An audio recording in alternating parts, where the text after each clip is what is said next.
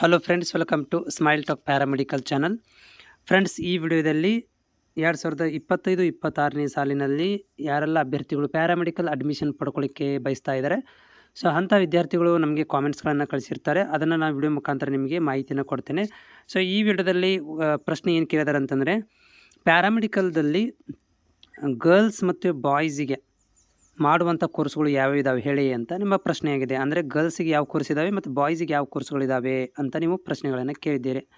So ನೋಡಿ, ಇಲ್ಲಿ paramedical ಆಗಿರ್ಬೋದು ಮತ್ತು ಯಾವುದೋ ಕೋರ್ಸ್ಗಳಾಗಿರ್ಬೋದು, ಏನಂತಂದರೆ ಇಲ್ಲಿ ಬಾಯ್ಸಿಗೆ ಮತ್ತು ಗರ್ಲ್ಸ್ಗೆ ಬೇರೆ ಬೇರೆ ಅಂತ ಇಲ್ಲ, ಸ್ಪೆಷಲಿ ನಮ್ಮ ಮೆಡಿಕಲ್ ಕೋರ್ಸ್ಗಳಲ್ಲಿ. ಯಾಕಂದರೆ ನವ ಡೇಸ್ ಈಗ ಕೂಡ ಏನಂದರೆ, ಮೊದಲು ಏನಾಗ್ತಿತ್ತು, ಗರ್ಲ್ಸ್ ಮಾತ್ರ ಈ ಒಂದು ಮೆಡಿಕಲ್ ಕೋರ್ಸ್ಗಳಿಗೆ ಬರ್ತಾಯಿದ್ರು, ನರ್ಸಿಂಗ್ ಕೋರ್ಸ್ಗಳಿಗೆ ಜಾಸ್ತಿ ಬರ್ತಾಯಿದ್ರು. ಹೀಗಾಗಿ ಅದು ಒಂದು ಮೈಂಡ್ಸೆಟ್ ಆಗಿತ್ತು. ಬಟ್ ಏನಾಗಿದೆ ಅಂತಂದರೆ, ಈಗ ಸಮಾನಾಂತರವಾಗಿರುವುದರಿಂದ ಎಜುಕೇಷನ್ನು, ಸೊ 50% ಮತ್ತು 50% ಬಾಯ್ಸ್, ಈಗ 50 ಗರ್ಲ್ಸ್ 50 ಬಾಯ್ಸ್, ಆ ರೀತಿಯಾಗಿ ಎಜುಕೇಷನ್ ನಡೀತಾ ಇದೆ ಇವಾಗ. ಸೊ ಈ ಒಂದು ಕೋರ್ಸ್ಗಳಲ್ಲಿ ನೀವು ಕೇಳುವಂಥ ಪ್ರಶ್ನೆ ಏನಂದರೆ, ಪ್ಯಾರಾಮೆಡಿಕಲಲ್ಲಿ ಕೋರ್ಸ್ಗಳಲ್ಲಿ ಗರ್ಲ್ಸ್ಗೆ ಯಾವುದು ಮತ್ತು ಬಾಯ್ಸ್ಗೆ ಯಾವುದಂತ. ಎಲ್ಲನೂ ಕೂಡ ಗರ್ಲ್ಸು ಮಾಡ್ಬೋದು, ಬಾಯ್ಸು ಮಾಡ್ಬೋದು.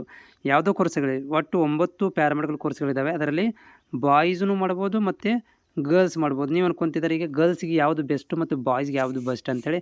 ಆ ರೀತಿ ಇಲ್ಲ. ಇಲ್ಲಿ ಯಾವ ಕೋರ್ಸ್ನುಗಳು ಕೂಡ ಯಾರು ಬೇಕಾದರೂ ಕೂಡ ಮಾಡ್ಕೋಬೋದು. ಇಲ್ಲಿ ಬಾಯ್ಸ್ಗೆ ಬೇರೆ ಮತ್ತು ಗರ್ಲ್ಸ್ಗೆ ಬೇರೆ ಅಂತ ಸಪ್ರೇಟ್ ಯಾವುದು ಕೋರ್ಸ್ಗಳನ್ನು ಇಲ್ಲಿ ಕೊಟ್ಟಿಲ್ಲ, ಮತ್ತು ಆ ರೀತಿ ಕೂಡ ಇಲ್ಲ. ಎಲ್ಲರೂ ಕೂಡ ಇಲ್ಲೇನು ಮಾಡೋದಂದರೆ ಈಕ್ವಲ್ ಆಗಿ ಎಜುಕೇಷನ್ ಮಾಡ್ಕೋಬೋದು ಮತ್ತು ಈಕ್ವಲ್ ಆಗಿ ಜಾಬನ್ನು ಕೂಡ ಮಾಡ್ಬೋದು. ಹೀಗಾಗಿ ಇಲ್ಲಿ ಬಾಯ್ಸ್ನು ನಿಮಗೆ ಯಾವ್ದು ಅನಿಸುತ್ತೋ ಕೋರ್ಸನ್ನು ಮಾಡಿರಿ ಮತ್ತು ಗರ್ಲ್ಸ್ ಯಾವ್ದು ಅನಿಸುತ್ತೋ ಕೋರ್ಸ್ಗಳನ್ನು ಮಾಡಿರಿ. ಇಲ್ಲಿ ಯಾವುದು ಕೂಡ ತಾರತಮ್ಯ ಇಲ್ಲ.